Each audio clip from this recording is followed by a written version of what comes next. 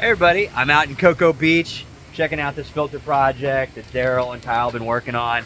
I can't seem to find Kyle, not sure what he's doing, but we've got our valves together, our discharge line from the pump run. We've got our two water coat filters in, and these are some really nice vertical sand filters, the SM 1050Hs from Waterco. They've got the countersunk bulkheads where this is a flat fitting, so you don't have a curve on it. It's really great. One of the things that we love about these things. Oh, Kyle decided to show up. What do you know? Hey Kyle, how's it going, man? We're going.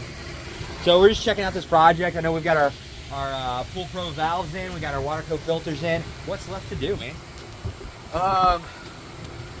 Flow meter and tightening up the filters. And the waistline. I guess that's important. We got a little bit of waistline left to run. But basically, we got this set up as a swing joint, right? So this will be able to swing. So once we've got our waistline run, oh, and you can even adjust there. Ah, sweet. So you're able to adjust that a little bit. So that's going to go in nice and easy.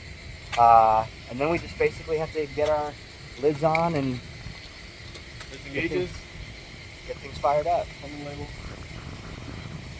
Plumbing labels are always big. So finish the waistline, plumbing labels, gauges, flow meter, and lids on the filters, and then we're basically ready to commission, huh?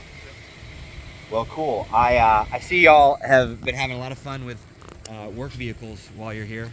Yeah, those are top notch. Doing service and repair out of a mid-size SUV is got to be a. Those are compact. That's a compact SUV. Hey, but don't make fun of Black Betty now. No Black Betty. Oh, Black Betty. Great.